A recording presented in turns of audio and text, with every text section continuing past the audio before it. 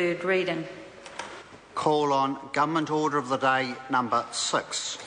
Crown Minerals Permitting and Crown Land Bill, first reading. Mr Speaker. The Honourable Phil Heatley. Mr Speaker, I move that the Crown Minerals Permitting and Crown Land Bill be now read a first time. I nominate the Commerce Committee to consider the bill. At the appropriate time, I intend to move that the bill be reported to the House by the 30th of January 2013 and that the committee have authority to meet at any time while the House is sitting, except during oral questions, during any evening on a day on which there has been a sitting of the House and on a Friday in a week in which there has been a sitting of the House, despite Standing Orders 188 and 191B and C. The Government's business growth agenda is an ambitious program that will work to support New Zealand businesses to grow in order to create jobs and improve New Zealanders' standard of living.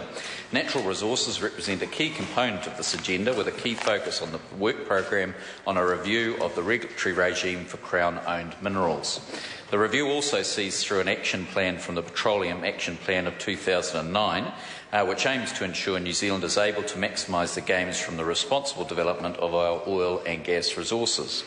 The production of oil and gas and the mining of minerals is the backbone of many local economies. Taranaki's petroleum industry employs almost 4,000 people directly and a further 1,500 jobs created by the flow-on effects of sector development in the region. Mining generates about 1/3 of household incomes on the west coast of the South Island. Since 2008, the mining sector has generated almost $2 billion in royalties paid directly to the Crown to fund essential services. Collectively, oil, gas and minerals contribute over $4 billion in GDP. Crude oil is New Zealand's fourth largest commodity export. Proposed amendments to the 1991 Crown Minerals Act are intended to encourage the responsible development of Crown-owned minerals so that they will contribute even more to New Zealand's economic development. They will also streamline and simplify the regime where appropriate, bring it into line with the regulatory reform agenda and make it better able to deal with future developments.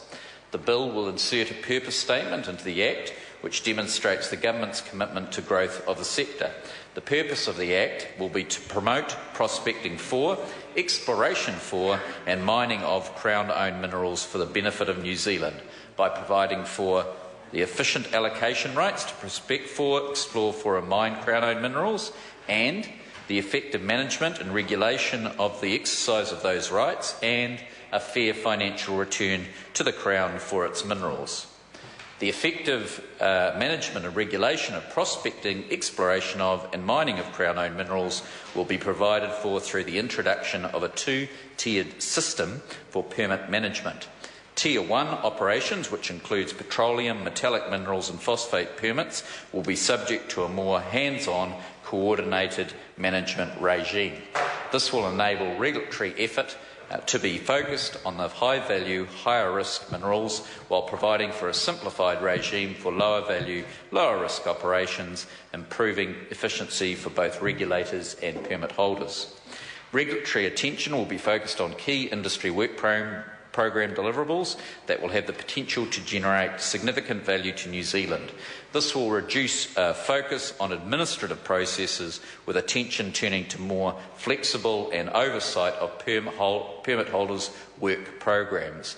Equally, tighter controls are introduced so that when non-compliance arises, swift and decisive action is possible. The Crown Minerals Act is not primarily about health and safety or environmental regulation. This maintains the independence of health and safety and environmental regulation to completely avoid possible conflicts between government's dual roles of promoting resource exploration and production and also regulating the effects of those activities. This fundamental premise was introduced in 1991 when the permitting regime was separated from environmental consenting, and this is being retained in the current amendments.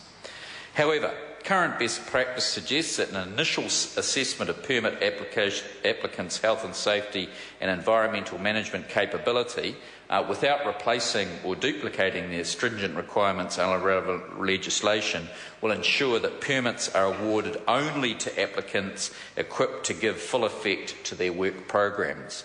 The bill provides for this. This will cut out the processing of applications or applicants we know will not meet our high environmental and safety expectations or provide a return to New Zealand for its mineral resources. While regulators retain distinct functions, they must work together to ensure operators are held to high standards expected in New Zealand. This bill also introduces the requirement for Tier 1 permit holders to attend annual work program review meetings attended by other regulators. This will be supplemented by provisions to allow sharing of information across agencies if it would assist them in their role of regulating activities in the sector. Good operators maintain positive relationship with communities and local iwi because it makes good business sense. This bill will encourage such behaviour. It includes a requirement for permit holders to report their engagement with iwi and hapu. This requirement sends a strong signal to permit holders of the government's expectations for community and specifically iwi engagement. This expectation will be supported at an operational level by New Zealand Petroleum and Minerals. The Waitangi Tribunal's report on management of the petroleum resource identified a number of gaps in how the government engages with Māori on petroleum issues. I note that the Tribunal recognised that the legislation is sound, but recommends a number of changes to offer even greater protection to Māori interests. The Tribunal's report has been taken into account in the review of the Crown Minerals regime, with many of the Tribunal's recommendations picked up in the minerals programs and operational policies of New Zealand Petroleum and Minerals. Taken as a whole, this represents a substantial involvement, and I do not expect to make further changes in response to the Tribunal's report. The bill also implements changes agreed as part of the stocktake of Schedule 4 of the Crown Minerals Act 2010. To this end, the bill provides for automatic inclusion of certain areas of land into Schedule 4 and updates the processes around approval of mineral-related access arrangements over Crown land.